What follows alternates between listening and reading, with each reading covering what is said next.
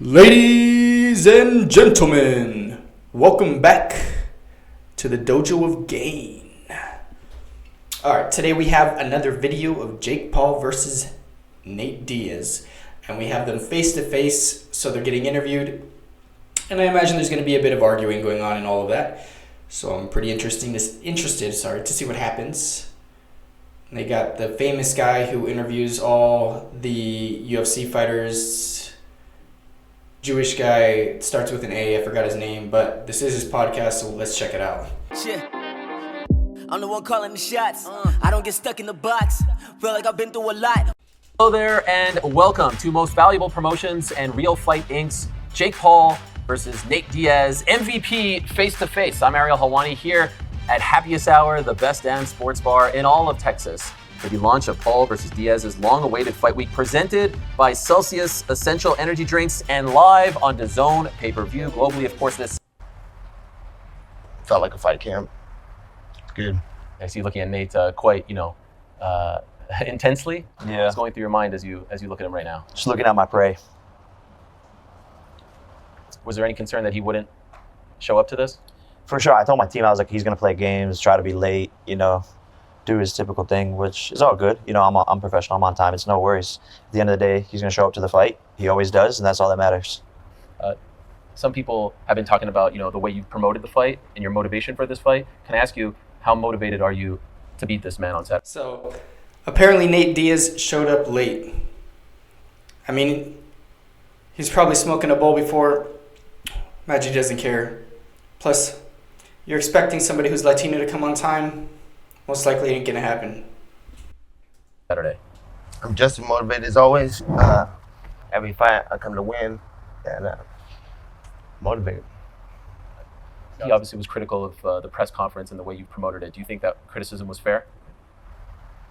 Wait, what was it? You're talking about the press conference and the way the fight was promoted. Do you think that was fair?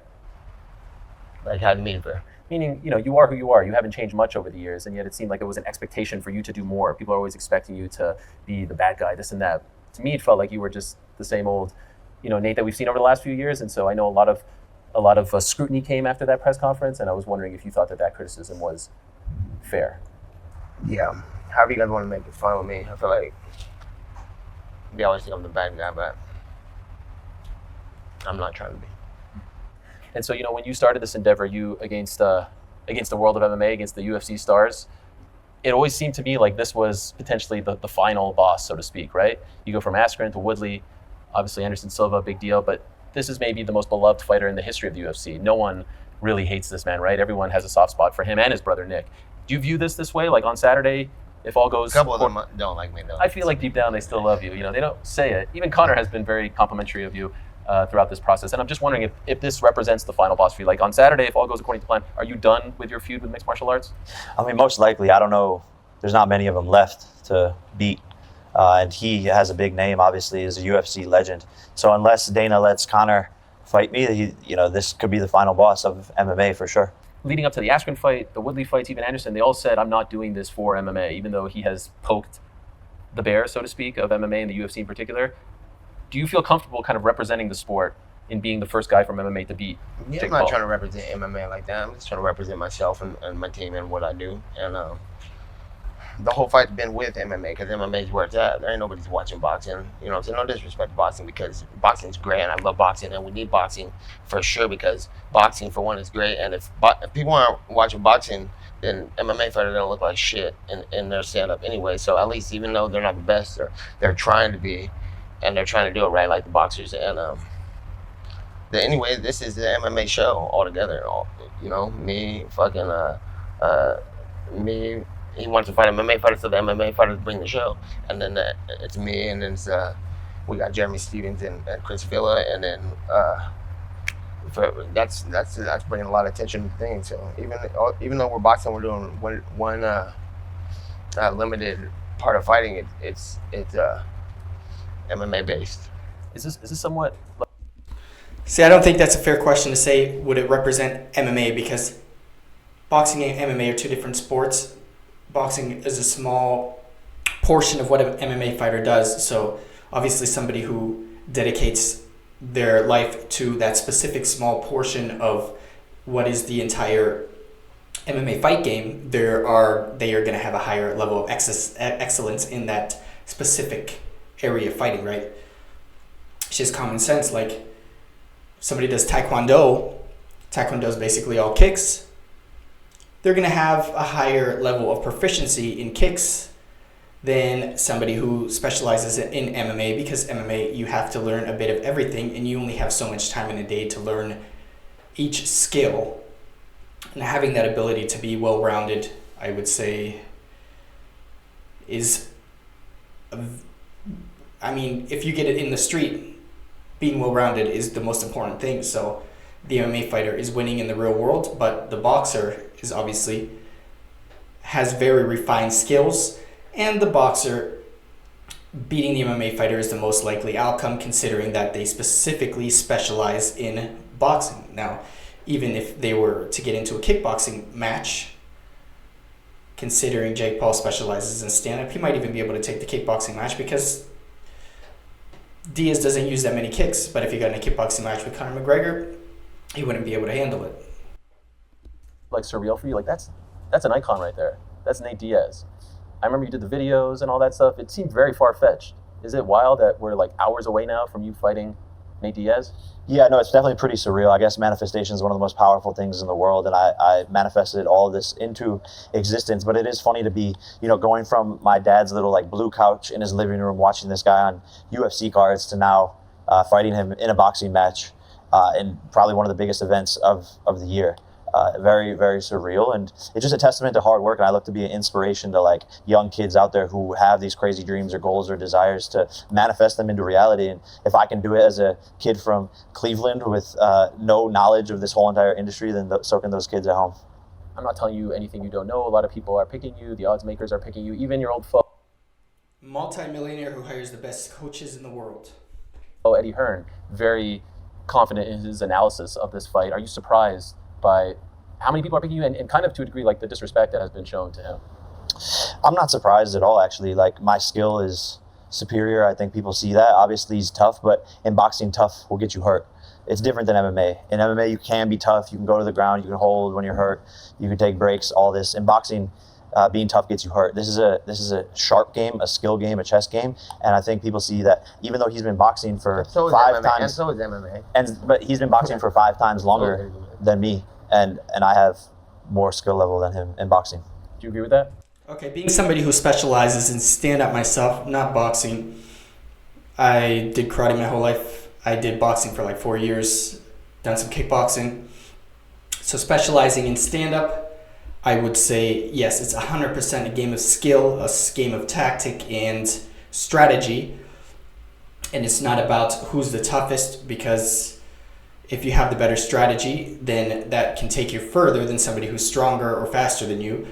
But like he said, like Nate Diaz said, it's the same thing with MMA. I did a few months of jiu-jitsu. Now, am I any good at jiu-jitsu? No. It takes years to get good at jiu-jitsu.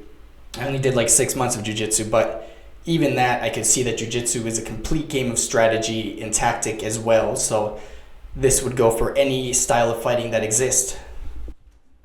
Well, shit, that's fucked up if he does, but that's his opinion. How would you rate him as a boxer? I think he does great, but we're gonna have to see Saturday. So, when you hear people like Eddie Hearn and some of the guys in boxing not giving you a chance, if you don't have anything positive to say about me on the real, fuck you. That's what I have to say. do You know, because I don't have anything negative to say about them. So why don't you just keep your mouth shut? That's how I feel about it. Do you feel like you've been disrespected?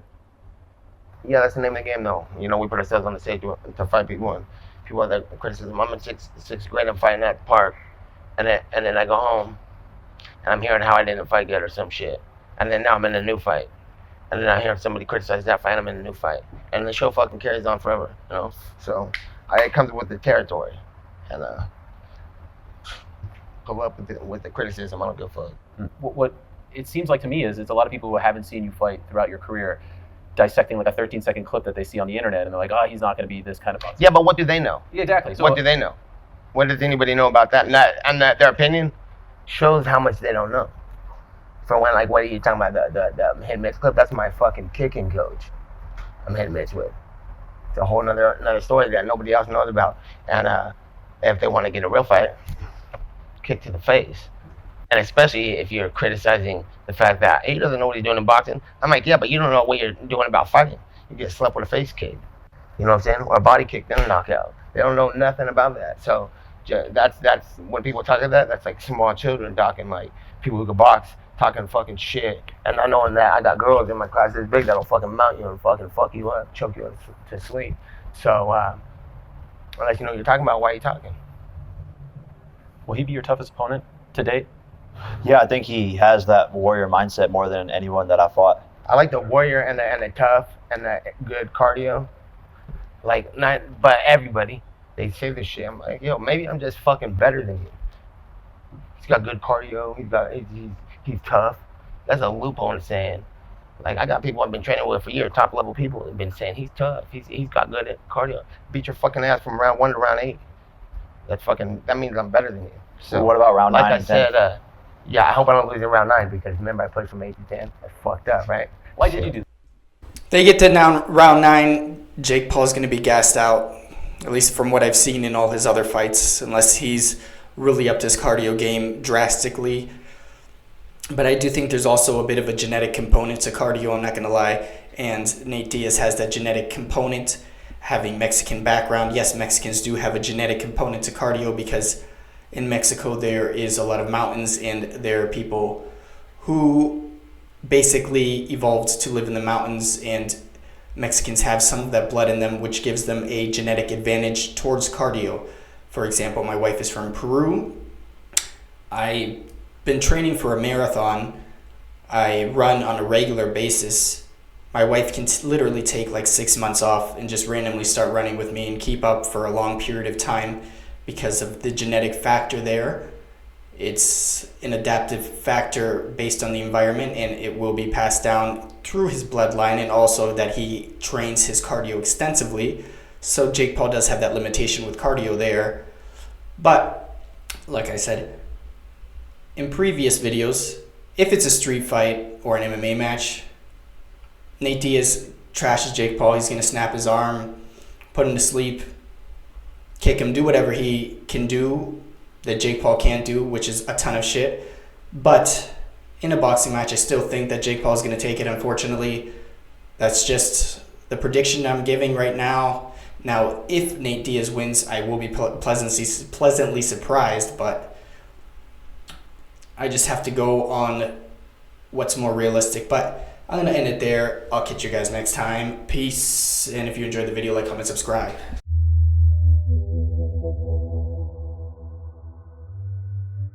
Thank you.